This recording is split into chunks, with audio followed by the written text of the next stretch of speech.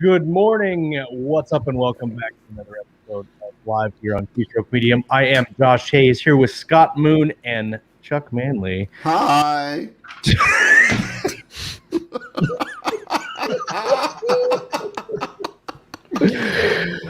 have to wait till he's drinking a coffee, Chuck. Listen, in my head, I had this whole thing played out already. I know, that's why I did it. I've even got show notes for the love of God. I saw your show notes and thought, I gotta fuck with that. Okay. You guys are pros. Today, the author and co-creator of the Four Horseman Universe, the collaborator in Into the Light, and the publisher or the owner of Chris Kennedy Publishing. Chris Kennedy is on the show today. He's been on the show before. He's a grand. I don't know how many times you've been on the show. 4 or 5 times now, I think. Yeah, at least I think. It's always a pleasure, though. Love coming and talking with you guys. It's always a blast. It's always a blast to have you on. And fortunately, we got you on without your co-author, David Weber, because if we had him on, no one would be able to talk, and our show would be like 4 hours long. That is true. But It'd be Chris, a good 4 hours. It was a great 4 hours. Chris, thanks for coming back on the show, man. Thanks for having me.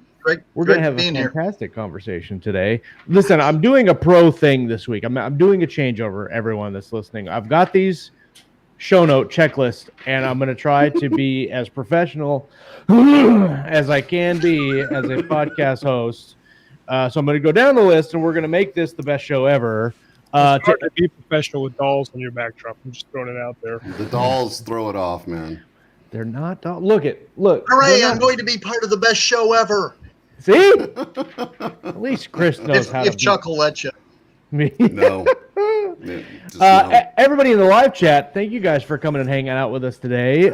If you are listening on YouTube, don't forget to hit that like button. Everybody that's watching on YouTube need to hit the like button for the show. If you're just joining us and you enjoy this show for whatever reason, hit the subscribe button. It really helps us out a lot. Let's see. Click the bell.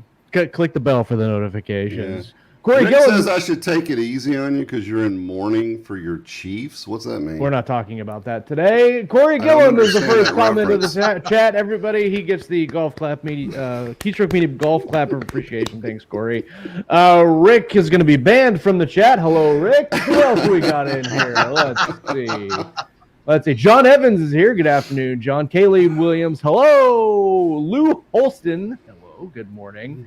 Lauren Moore, hello, good morning. Leo Vaquero is watching on Facebook, and also Facebook user who is if you didn't know, if you're watching on Facebook, sometimes you have to click over a StreamYard to let them show your name. Otherwise, you're just a generic Facebook user, but we love you anyway. Has its pros and cons, depending on what you want to say. It's true. Look at he is just pushing my buttons today. Rick is pushing my buttons. Of valor. Collectibles. That's right. Collectibles of valor. Collectibles. That's right. If you're listening on the audio feed, you didn't know we had a live feed. Every Monday morning, 10 a.m.-ish Central, we have a live broadcast. Every week for almost 6 years now, we've been doing this every week. Oh, no, more than 6 years. We're in season 6. Mia Cleve, good morning. How are you? Welcome. I think she was Facebook user. Oh, yeah, she was Facebook user, yes. Yay! Yeah, now you're not anonymous anymore.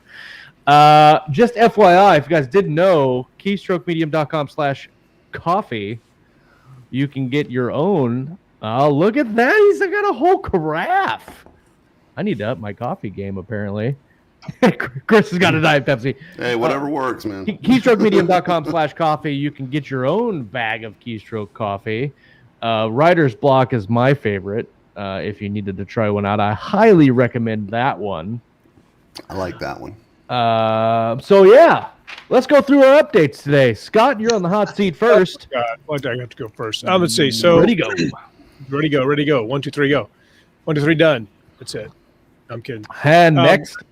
Yeah, I did gotten lots of writing so far. I think I've written about 20,000 words so far in February, so that's good. Trying to keep my average up. Working on edits for Departure Day, final edits back from the editor for our March 3rd release, final book in that series. Finished final edits on Orphan Wars, the first book in the Orphan Wars series I'm doing with Jeff Cheney and the Variant people. That one I'm very excited about. And then after I've done all that, I've been able to write a little bit on one of my side passion projects, the Blue Sun Armada, which I'm tinkering away with. First book's basically done. Have 8 books planned, and I have book covers for 7 because I'm a book cover addict that I buy not too many book covers.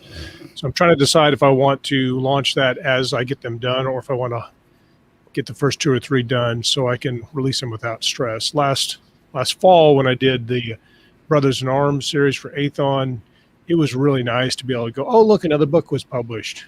And it was totally unstressful because I finished it 2 months ago. So that's nice. I went and watched football last night. We're not going to mention who or what or why or how that went. Oh, is that what the Chiefs thing was about? Yeah, there was some things there. Uh-huh. It just A superb owl. Right, it happens. It happens when you're going up against the GOAT. It's just tough. Yeah. So, anyway, and yeah, well, that's it. What else? Let's see. Kids hanging in there, doing crazy stuff. Got some snow. Work. Had an interesting week last week at work where 2 of my officers were intentionally rammed at like 100 miles an hour. Pretty scary, but they're doing well and they're recovering from that. So that's about it for me. Chuck, go.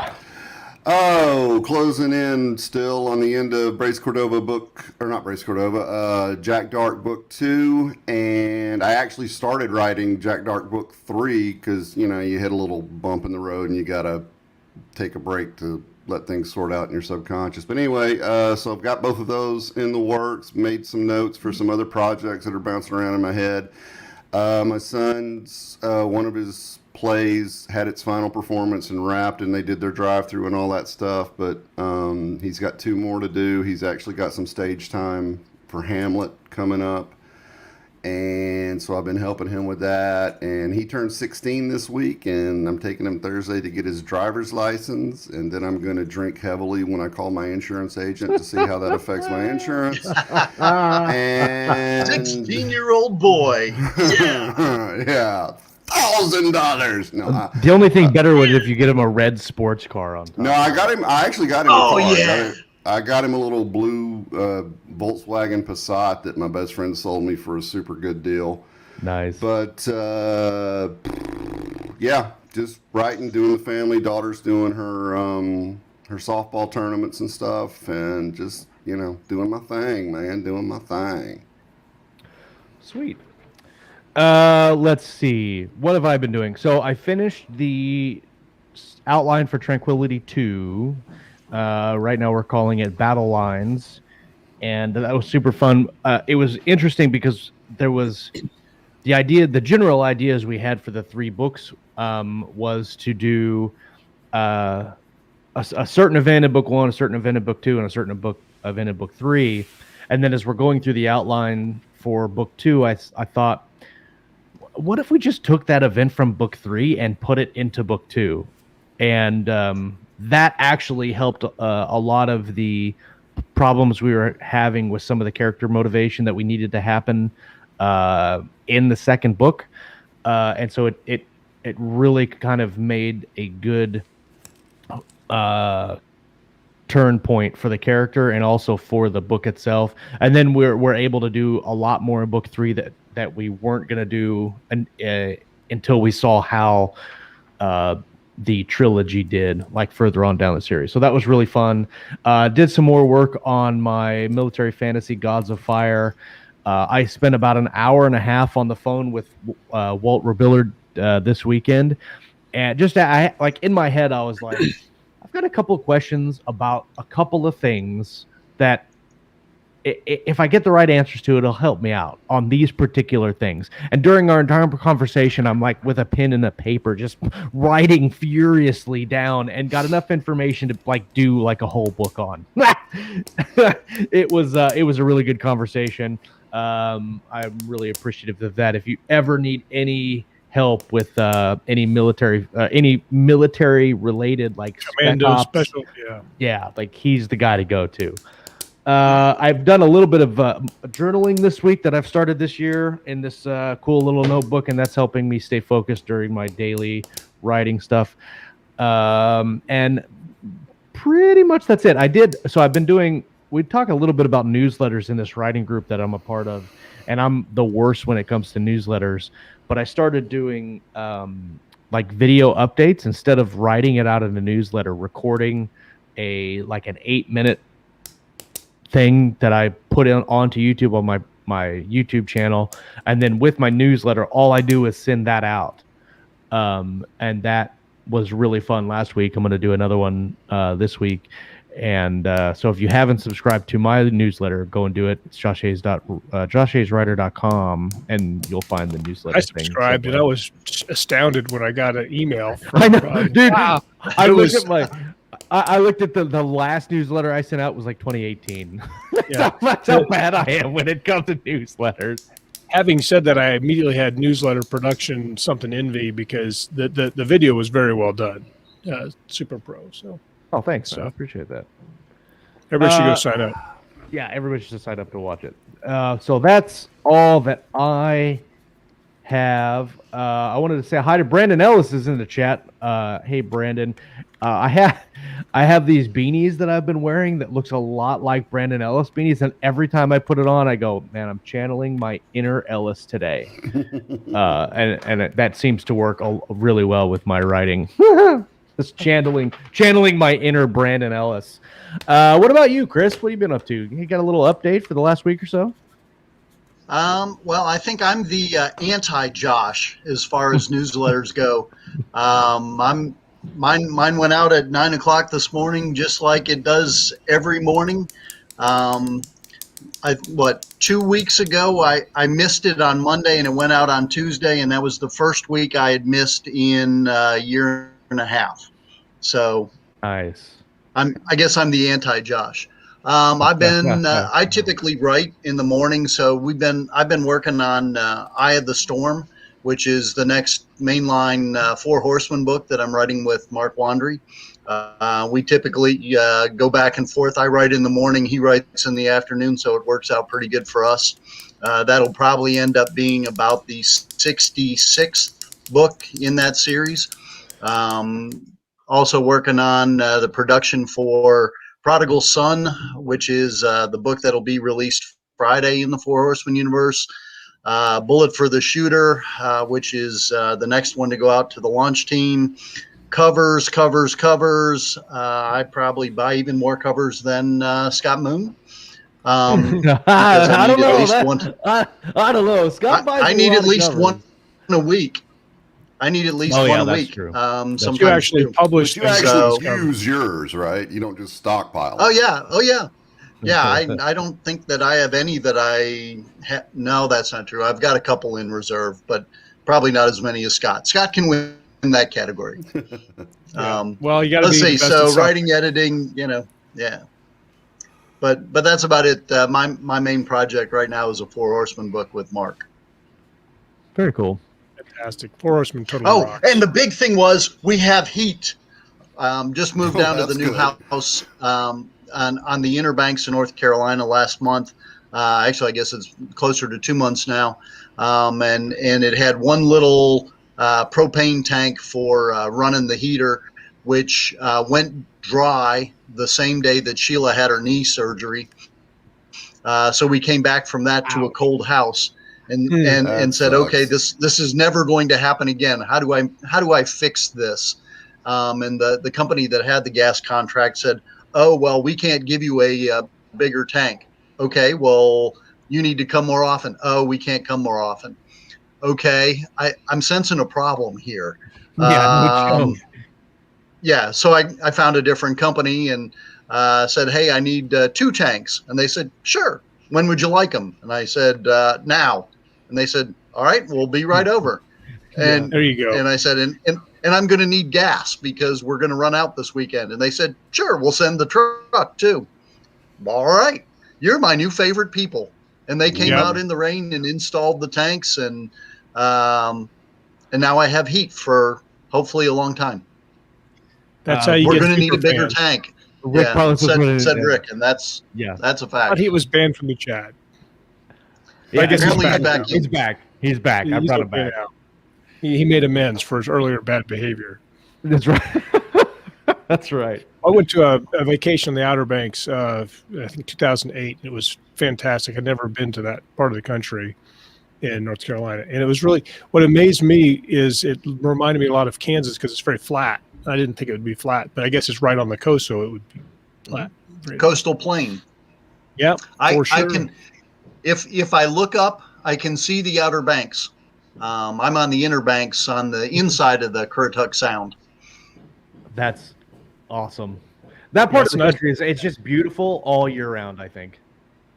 Unless you don't have heat, and then that's it's a little less so when you don't have heat, but we've got heat, so life is good. A little more camping.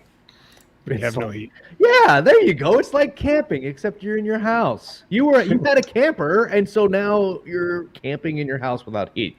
You get sleeping bags, so you can put up a tent and stuff. It does have a wood stove though, so I started stoking that up, and it's good enough that it heats the whole house if it has to. Nice. But it's nicer when it doesn't have to. Yeah, right. Yeah. It's nicer when the central heat works. I kind of like that.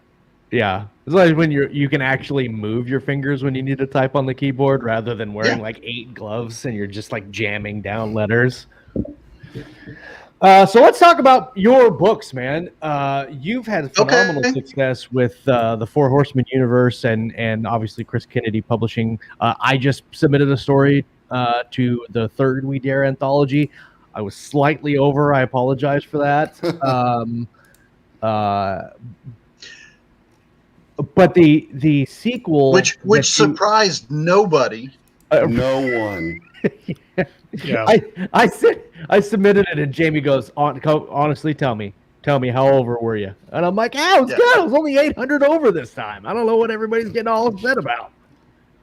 Yeah, I got words to say sometimes. It's not like that's 2,000 over or anything. It's Chris and his friends are like going, hey, well, let's set the word count at this because we know it's actually going to be this when they turn it in. No, it's like you have that friend that always shows up perpetually late. So if you want them there at 5, you say, hey, we're going to get started around 4. And so like they do a special guidelines for me. They're like, we want 3,000 to 4,000 words. So when I turn in 10, they're like, oh, he's right on. He's right on. Yeah, it's like me planning a family trip and telling everybody when we're leaving. I always give them like a half-hour buffer,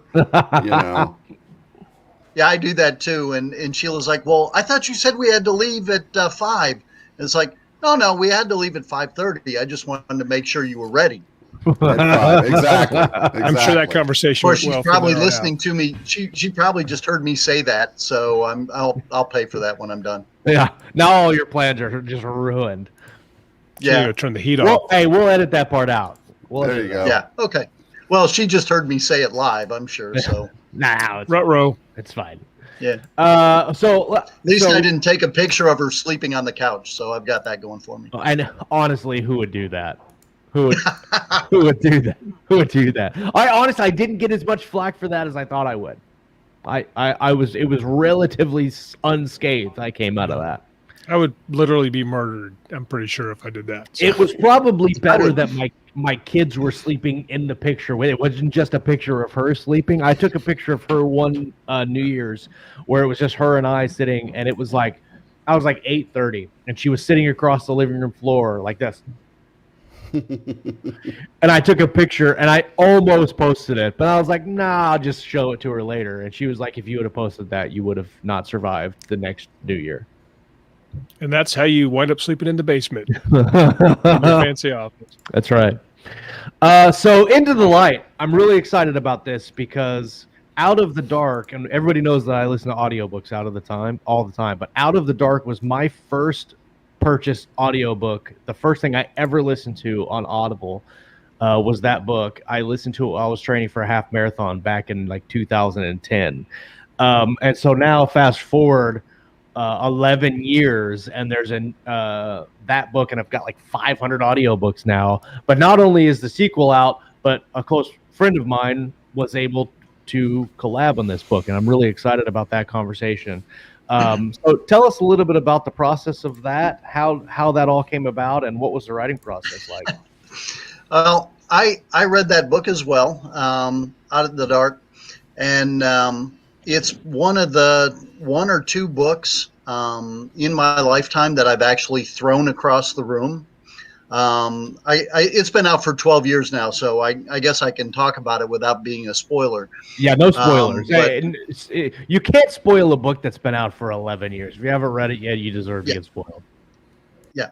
So it's, invasion of the Earth. The aliens come. They're kicking our butts. They're just about to release, a virus that's going to wipe out everybody, and then with 5 pages to go, vampires come and save the world. Greatest twist ever.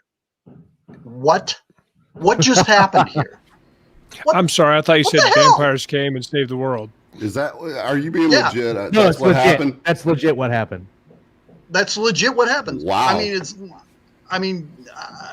Deus Ex Machina, it's vampires. It's like, holy shit, what just happened? And I just, boom, threw the book across the room.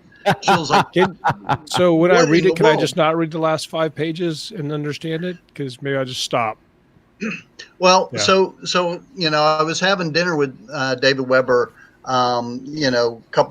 probably a couple years later, and we were talking. Well, he was talking, and I was listening. And in the one shot that I had to get a word in edgewise, I said, "Okay, I love your work, David, but Out of the Dark, vampires. Seriously?"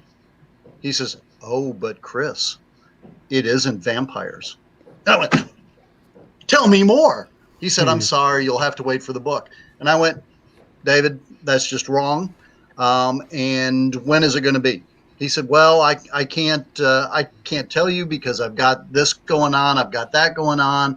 I'm not real sure when I'm going to be able to write it." And I said, "I'll help." And he said, "Well, I've got this going on. I got that going on." And Sharon goes, "David, let him help." He's like, "Well, I got to do this." And she's like, "David, let him help." And I said, "I'll help." And David goes, "Well, but," she's like, "David, let him help." If you ever want anything done and you've got it in with Sharon, then that's Sharon is the in. Yeah. And David looks at me and goes, "Hey, Chris, would you like to write the book with me?" Like, why, yes, David, I think I would. And I will tell you, I thought I worked hard writing. I learned writing with David that I don't work hard at all because he is a monster. He wrote he ginned up, what we're going to write, and his, plot outline for the book was over 100,000 words. And I'm like, I've got to read a book to write a book. I thought just reading Out of the Dark was the book that I needed to read. But then I needed to read the book on the plot. And I'm like, holy cow, he wrote more than 100,000 words of plot notes. I'm like, I am such a wuss. That's crazy because I just finished the outline for Trank 2 and it was like 14,000 words for the outline. And I thought that was long for an outline. It is. And then it is. The books my outlines fit on 1 page. I'm a pantser. Outline? What's an outline? Pulls out this book. I'm like, what? That's awesome. So and then he did an outline for each individual section of the book, and I'm like, what? I'm curious, and trade secrets, if you can't say it's cool, but I'm curious what was in the outline, because like when I outline most of the plot stuff. All the character stuff usually comes later, unless some of that character stuff is integral to the plot that I'm telling or that section of the story. So I'm interested in what is all contained in those notes. In that 150,000 word. Not there was some world building, and then kind of a chapter by chapter. Here's what I'd like to do.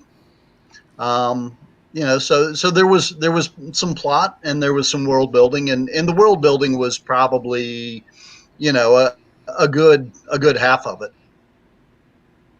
Wow. Yeah. Because we may go somewhere else in that book besides Earth. Yeah. Well, and that's what I like about plot David. hint. That's what I like about David's work is Spoiler. His world building is probably the most legit world building like his Honor Harrington series. When you read that book, especially if like you get into like book 4 or 5 of that series, you feel like you understand the entire society of how it works and why it works. And when you're like, they're talking about this, you're like, oh, I understand about that because I got 20 pages of that last time. Of course, it's also some things that people don't like about his books is that they are awful wordy. Especially when you get later on to the series. But I think understanding how David is in person, that his books make completely sense to me. I almost held him to 100,000 words in the book. Almost. So what was the total? What did it come out to? I forget, but he's like, hey, I'd like to try and keep this to 100. And so, we'd be going along. He'd be like, I want to stick in a new chapter here because we need to discuss this. And I'm like, David, 100,000. That's not going to make, it's not going to work. Can't do that. And he's like, oh, but we've got to because it's got to have this and that. And people need to know about. David, do they really need to know? I don't think they do. I think that, that 100,000 word count is going to be in jeopardy. He's like, but we got to do this. Chris, I'm telling you, I'll find something else somewhere that we can cut out because this is important. Okay. What are you going to do? Tell David Weber no? Right. When he's writing his, I was going to say, how well did that work out for you? Yeah. Whose book is this? Wait, I'm sorry. It's like me telling my wife I'm not going to do the dishes or Yeah. something. Like it doesn't ever work out in my favor. Yeah. He only had to pull out the this is my series once or twice on me, to go, now we're doing this. Okay. You got it. So He's the boss. are you taking it further than the 2 books? Or are you guys planning on doing more yeah. than that? Or okay, cool. Good news. Yeah, the third book is already plotted. We don't have the 100,000 word book yet on it. But we've had a plotting session where we talked, via a Zoom meeting for a couple hours. So we've got, all the notes for that and where we want to go. Unfortunately, David's had, some health issues here. He had the one LibertyCon thing or DragonCon thing where, he fell down and hit his head and then he got COVID, right around Christmas. And, he did some really bad things to him, and his production has been pretty low here the last couple months. So he had a couple things that he owed Tony Weiskopf at Bain, and for some reason he feels that he needs to take care of Tony before he does me. But I kind of get that. Yeah, I kind of get that. So as soon as he finishes that, we're going to get into it. I'm really looking forward to it because not only is it a lot of fun to write with David, I also learn a lot. Writing with one of the grand masters of sci-fi, it doesn't suck. It's suck. Yeah. Well, it's neat to see not only how he works and how he writes and how he crafts things, but also, as we go back and forth, he kind of, well, hey, Chris, what do you think about, this and doing that? And, a better way to say that would be, whatever, so it's a lot of fun. It's also a lot of, I'm a much better writer for having written with him. I certainly know that, because I learned an awful lot from him. Aside from the fact that he's just a super good guy. So he is. Yeah. Well, there's a very short list of people who get to mentor under someone like David Weber. I mean, he's only had a very short handful of collaborators in all of his long career. So that's pretty impressive. Well, he was sitting at a bar one time talking with somebody and lamenting, how some of the the older people that he used to read had kind of passed, and he was asked somebody, who is the next generation going to be that's going to mentor the kids. And I don't know if it was Tony or somebody like Tony, but they looked him in the eye and said, "David, that's you now.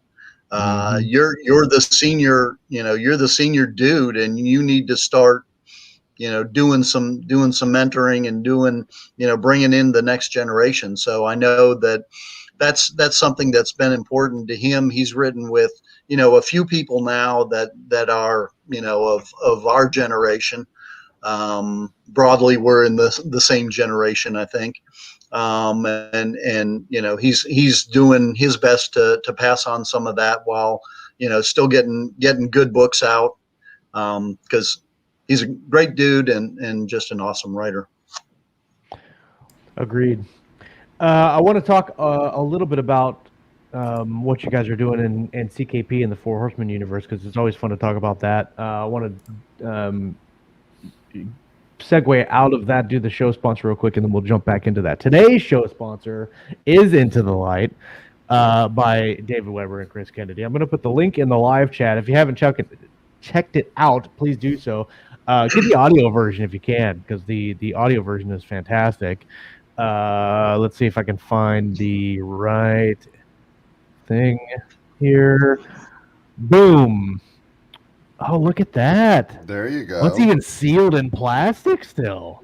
Nice. Very impressive. Well, authors get a few copies, so. Right. And that was the audiobook. You said get the audiobook. That's the audiobook. That's fantastic. Okay, in the New York Times best-selling science fiction epic Out of the Dark, Earth beat back an alien invasion, and now we've got to make sure they don't come back into the light. The Shangari conquered Earth in mere minutes. Half the human race died, and our cities lay in shattered ruins. But the Shangari didn't expect the survivors' tenacity, and crucially, they didn't know that Earth harbored two species of intelligent, tool-using bipeds. One of them was us. The other, long-lived and lethal, was hiding in the mountains of Eastern Europe, the subject of fantasy and legend. When they emerged and made an alliance with humankind, the invading aliens didn't stand a chance. Now Earth is once again ours, aided by the advanced tech the aliens left behind. We're rebuilding as fast as we can. Meanwhile, a select few of our blood-drinking immortals are on their way to the Shangari homeworld, having commandeered one of the alien starships, the planet-busting kind of Doom. That's Into the Light by David Weber and Chris Kennedy. The link is in the live chat. Will also be in the show notes as well. Go pick it up on your preferred reading device or buy it in good old dead tree fashion. That's cool too. I love the cover. Hey, want to know something funny while you've got it up there? Yes. So one of the parts I wrote had a red shirt Canadian Mountie known by the name Jamie Ibsen. You may have heard of him. Tor did the cover to this book, and that's the Canadian Mountie right there. That's Jamie Ibsen on the cover of the book. That is fantastic. I'm gonna have to have a good conversation with him about that, because that's all hilarious. That's awesome. Guiding the robots and doing the job. That's Jamie Ibsen on the cover of Into the Light. And how many times you could say you're on the cover of a best-selling author's book? Probably not very often. He was giggling for days when I showed him the cover and told him that was him. That's cool. One of the other books I need to read is the Safehold series. I've got like 3 books into that, and I dropped off because I was doing other things, but I love David's Safehold series. Okay, so Four Horsemen stuff with Mark Wandry. You started that with, what was the first one? The first one was, now I'm drawing a blank. Cartwright's Cavaliers.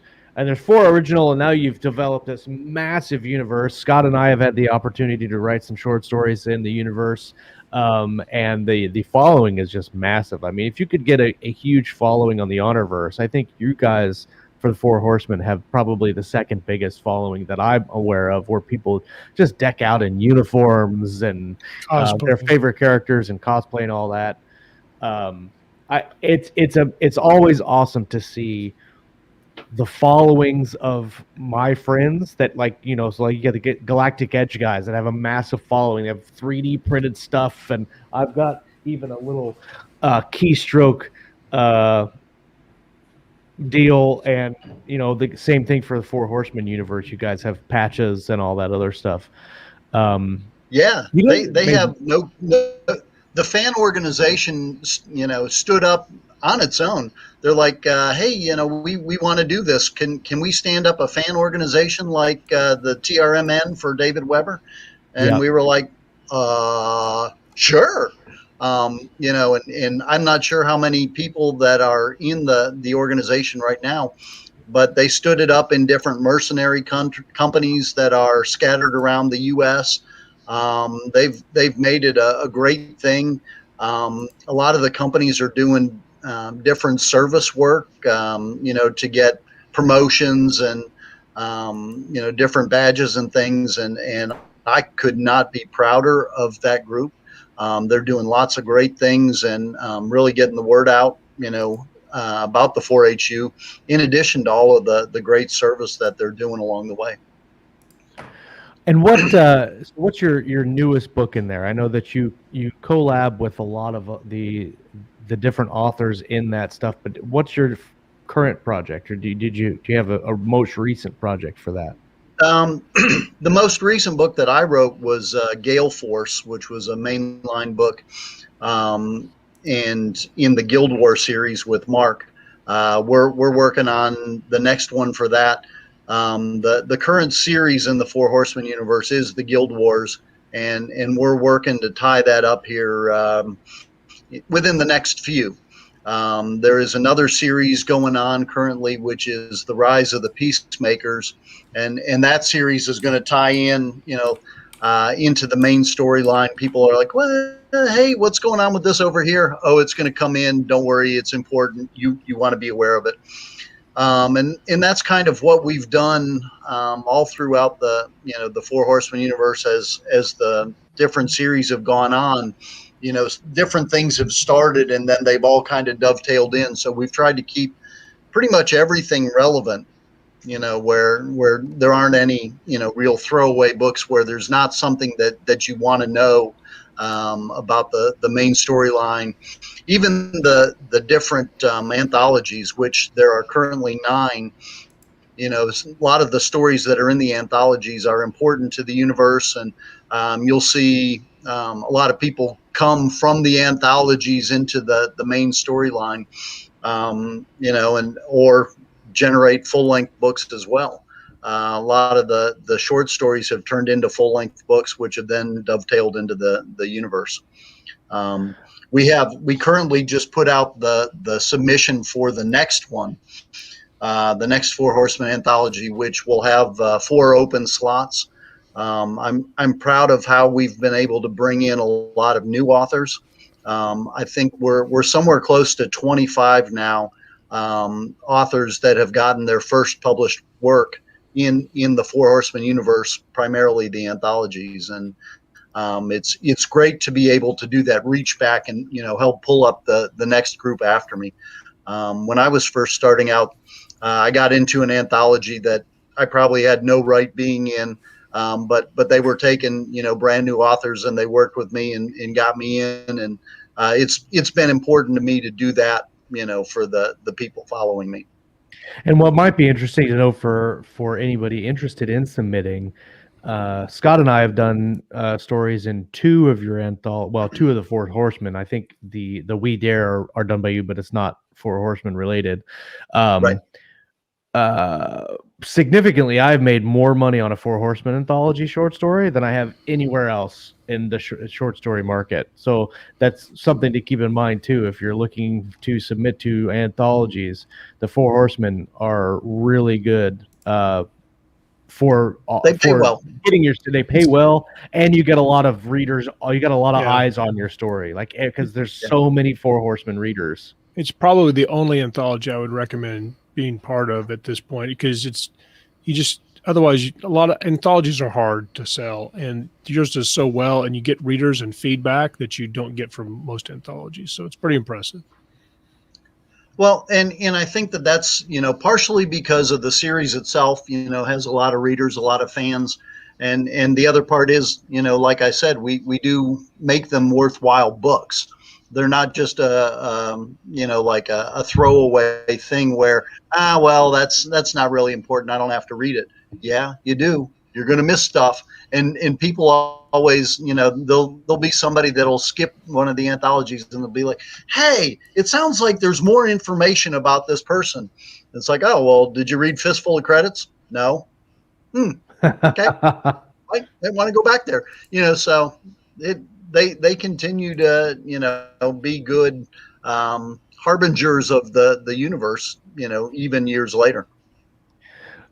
John Evans in the chat has a question about submitting. How much of a 100,000 word world building Bible outline do people need to digest to write for a Four Horsemen story? I can attest to the ease and also the organization of their world Bible.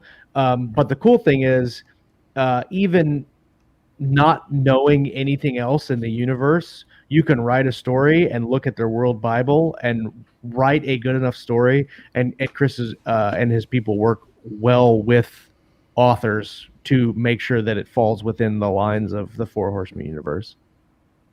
I think the Bible is about 10 pages, of which at least one of them is just a list of the races. So that's nothing. I mean, it's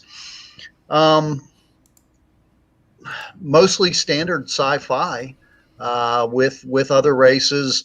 There is no anti-gravity, as has been thought about it. There are only a few rules, and if you read the Bible and stay within those rules, you'll be fine. Where people err in turning in a submission is, they have this, Four Horseman Universe doesn't have this plasma giga ray, so I'm going to develop a plasma giga ray that destroys ships from 50 million miles, and it's like, we're 60 books into the universe. I think somebody would have noticed if there was a plasma giga ray, somewhere along the way, and oh, by the way, that would just upset the balance of everything that there is. And yeah, thank you. No. Like using hyperdrives as an engine to destroy a. Hey, don't go there. That's a rabbit hole we've all been down. The one Chuck, thing about muted. One thing about the just stop. One thing is for the Four Horsemen anthologies is you need to write, if you're an author, correct me if I'm wrong, but you need to write a story for that anthology, and you read the Bible. But a lot of people approach anthologies like, I have this story I wrote 10 years ago. I need something to do with it. Can I dump it into some random anthology? And that's what a lot of anthologies are, and that's why they just are not very. I don't usually find anthologies very appealing because of that kind of junk pile kind of approach. But this is like totally opposite. It's like we have a universe, we got everybody's on the same page, and that's probably one of the reasons they're so fulfilling. So where would one find this Writer's Bible world book? That's if you submit, then they would send me a message. That's only for okay. So if somebody wants to submit, just send Chris a direct message on Facebook, or is that the best way to get a hold of you for that? The best way is all of the submission guidelines are on the Factory Floor Facebook group, which is if you search CKP Factory Floor, it'll come up, and they're all right there as an announcement at the top. And you can private message me for the Bible or shoot me an email, and I'll send you the Bible. So I just put in that easy the peasy. link to the group is in the live chat, just FYI. It'll be in the show notes as well. The link to that Factory Floor group is in the chat now. Yeah. And I think that one of the benefits of being part of that, not only the pay, which the anthologies have paid pretty well, as Josh said, you do get a lot of eyes on your stuff, and I know a number of authors that have said, hey, I'm really happy to have been in that, because I've got, I can tell all of these people who've told me, yeah, I found you through the Four Horsemen anthology. and that's good. I mean, you know, we want it to be fulfilling to the authors that you know play in the universe as well, and we try and find people who have similar, you know, either writing styles, similar topics that you know that they're writing about, you know, people that do, you know, good sci-fi, you know, sometimes with mechs and, you know, things like that, so that the readers can transfer right over, you know, and pick them up. Well, one of the things I love doing about your anthologies is it's really easy to, like, for instance, Scott and I, every story we've submitted for the Four Horseman universe, we've collabed on story and kind of tag team the overarching story between the two. Casey and Azelle and I have done 2 stories now in the We Dare series where we can combine our talents, and that's super fun to do. Mm-hmm. Yep. Absolutely. I'm curious about your specific writing process. You mentioned that you're a pantser by trade, but you also have worked on outlines. So here, going, you know, looking at writing styles from where you're coming from to what you do now, is there things that you do different during your writing style now or during your process while you're developing and or writing your own works? What's that like for you? When I write differently when I'm writing by myself than I do when I'm writing with a co-author. With a co-author, there needs to be more plot notes, more, hey, where are we going? You know, who's responsible for what? How are we going to do this? You know, who's writing when? Who gets the file? You know, so you really have to have that all laid out, or it's just a mess. You know, so like when Mark and I write the different Four Horsemen books that we've done together, you know, we sit down before we start and we plot out, okay, what are we doing in this book? Okay, who's doing what to whom? What bad guys are going to die, you know, or maybe not. What good guys are going to die, or maybe not. You know, and so we've laid out where we're starting and where we're ending and a lot of the highlights along the way. When I'm writing by myself, I typically know the start and the end, and then, all right, start writing. Let's see where we go. Some of the discovery is the most fun for me, and why I like to write like that. Sometimes I'll have different things that I know, okay, about halfway I need to be doing this thing, 3/4 of the way that thing. But like I said, the discovery is sometimes the funnest part for me. I was writing one of my earlier books, and all of a sudden in the middle of the story, one of the guys that had always been a good guy, I found to be a bad guy, and nobody was more surprised than me. I was like, holy crap, I liked him. How did he? Dang it.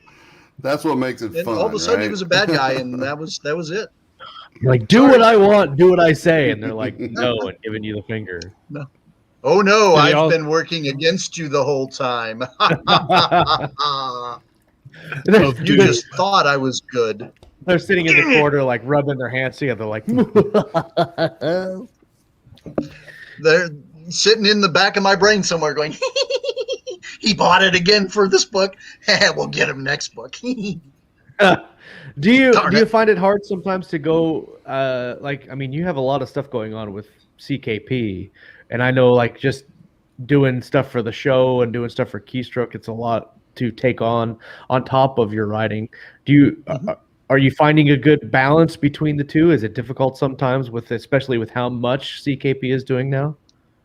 It is difficult sometimes. I try and always keep the morning for writing, and write in the morning until noon or noon 30 generally. I'll break for lunch, and then I'll do business stuff after that. The hardest things are, you know, when you get something in the first thing in the morning in your email that has to be dealt with right now, and then that throws off the writing. And it's been difficult doing the move and right before Christmas and trying to get all of that. And then Sheila had her surgery, and she had knee surgery. And just trying to get everything the way it was back when I was in Virginia Beach along that, you know, daily routine. There hasn't been very many normal days in the last 2 months, but I've still been pretty faithful, to writing every day. Even when it hasn't been as much as I wanted, I at least tried to get some done. I don't think that I've gotten 20,000 this month yet, like Scott. But I've probably gotten 15, which, I'm trying to make sure I get at least 2,000 every day before I swap over to business stuff. And if I do that, then, I think I'm good. As the boss of CKP, I like to think anyway that I'm one of my best authors. So I need to be producing for me too. That's true. Your mileage may vary with that, and you can just declare yourself the best. You can declare yourself the best author. Make it an official job title. Well, best author. I've got some pretty good authors, that write in both the Four Horseman Universe and for CKP. So I'm one of the best authors, I think. So, I mean, I was selling books before I really started publishing. So some people must like it. I always like to say that I'm the best author of my house, bar none. I'm the best one, and nobody can actually contend that because it's 100% factual. Now that my daughter's moved out, I can say that again. One of my daughters is a better writer than I am, but she moved out, so now I can claim the house until Sheila gets rolling anyway. There you go. So it's very important to know these things, where you stand in that hierarchy and stuff like that. Yeah. Well, it's amazing that you can do all that. So we talked about your writing productivity. Do you have any tips for like the business side of being a writer?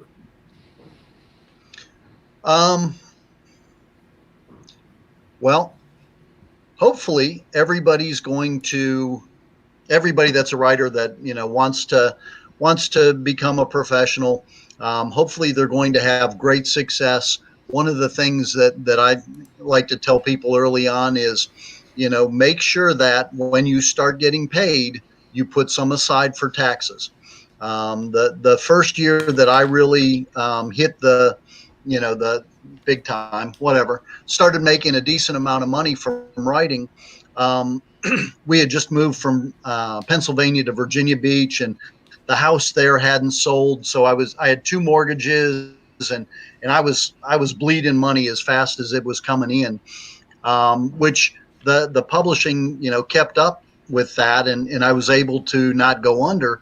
But at the end of the year, I hadn't put a single penny aside for taxes, and I had a 5-figure tax bill.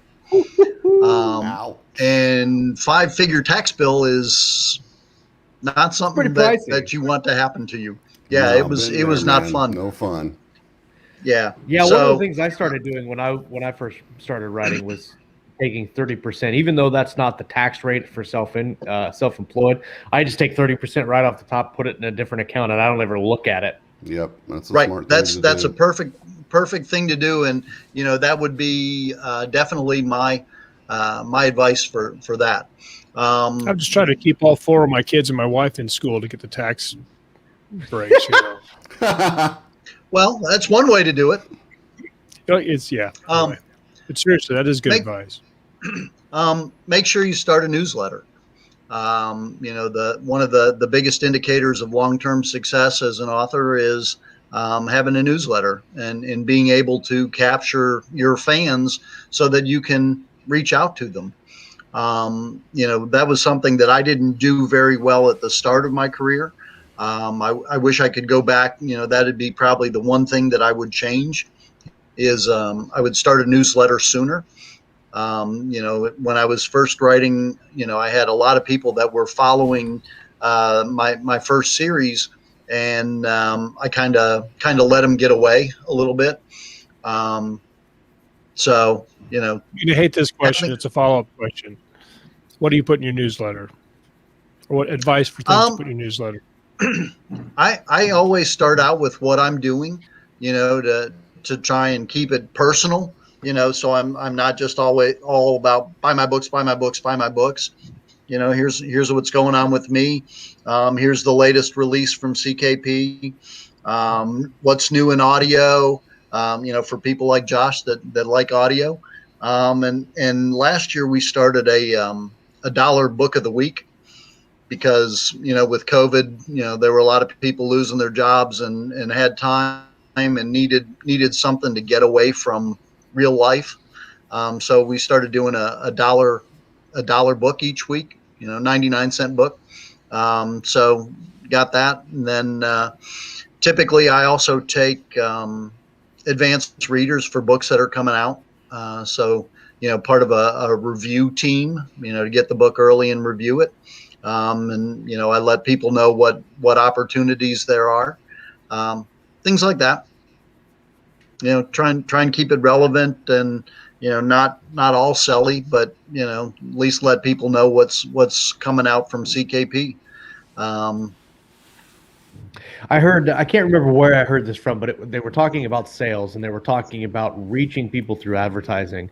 And it was Gary Vee. He was talking about giving away stuff for free. Like he'll do like 5 days of giving away stuff for free. On the 6th day, he'll say, "Oh, also I have this for sale."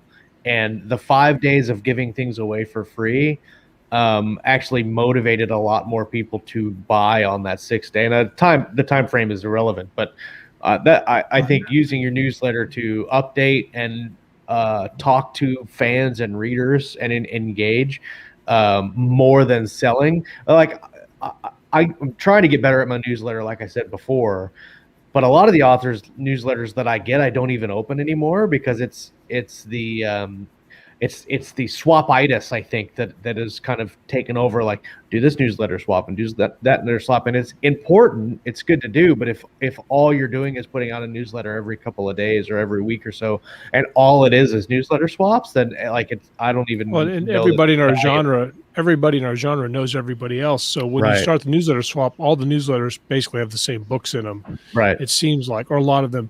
So, but one thing, Chris, you said earlier that I think is very important about newsletters is you talked about retaining the readers you already have. Joe Solari has a book called, I think it's called Cumulative Advantage. And he talks about, in his opinion, what is for long-term success, what is more important than getting a new reader is keeping the ones you have. And so, the newsletter is good for that, but you also have good Facebook presence. So I think that's very valuable as to what you said. Well, and one of the other things that CKP has normally been pretty good at, which got torpedoed this past year, is going to cons. I mean, we do a lot of cons. The authors that are in CKP go to cons, and interact with people. And that's something that I'm really proud of the way, we handle that. We go out and meet with fans and talk with them and take their, oh, well, we like this, we don't like that, and try and use that to produce works that people like. The authors all show up on our couple Facebook pages, and if readers want to get an author's opinion, they're all right there for them. So between newsletters and being available, you build that bridge to the reader, and keep yourself relevant in their thoughts. Agreed. Well, we're coming to the end of the show, and as always, when you're on the show, the hour just flies by, and it feels like we just sat down and started talking. New latest project coming out. Do you have something? Do you want to pitch something you want people to check out? Where you want to send our viewers? The book that came out this past week is Tim Taylor's book called The Fall of Rho-Torkis, which is the first in his Chimera company books. There'll be a book about every 5 weeks for the next 6 months. So take a look at that if you like future sci-fi, kind of with a Warhammer 40K vibe. The Fall of Rho-Torkis. It may be just a touch slow. Some people say a little touch slow at the start, but man, then bam. And I really liked it. I like Tim as a writer. I love reading his stuff. And I love where this series is going. It's got a lot of interesting people, a lot of interesting characters in it. There are a number of different races, and they each have their own little goods and bads, and you don't really know who's exactly fighting for whom. And then you've got the two overarching Legion versus Militia, kind of once again Warhammer 40K-ish vibe going on, and it's a really good story, and I'd definitely encourage people to take a look because it's a great book. I just put the link in the live chat, and the cover is phenomenal. That's one of my favorite covers I've seen so far. Those two, the Warhammer versus some almost looks like a cybernetic dude, looks really cool. Yeah. And Vincent Sammy's the guy that did the art. There will be a lot more good art coming, and it's, if you look at that cover, you know what you're getting. Right. I mean, oh yeah. You can that cover is exactly what you're getting. So that's truth in advertising at its best, right there. That's awesome. Good stuff.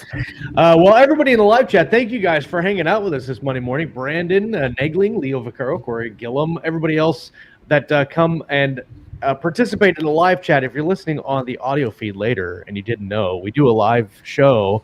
And if you're not getting involved with the shenanigans of the live chat, I mean, you're missing out on a whole half of the show that just makes the live chat.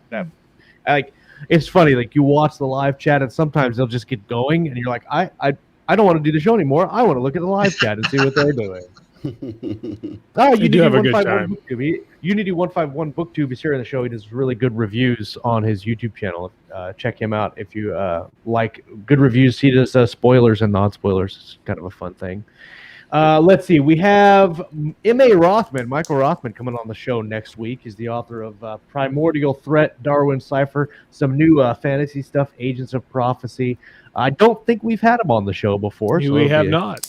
It'll be a brand new guest. So just be easy on him, guys. Seriously, you don't want to scare him off. I think you have a hard time scaring him. Yeah, I like him. He's a good guy. Chris, thank you so much for coming on the show, man. Oh, always a blast having you. Thanks. Great being here like always. Love chatting with you guys. We're happy that you have heat too. So now we can all stay warm. Yeah, it's always good for heat. All right. Well, everybody, thank you so much for hanging out with us. We'll be back next week. We're going to talk about some writing. We're going to talk about some reading, and of course, everything in between right here on Keystroke Medium. See ya. Bye.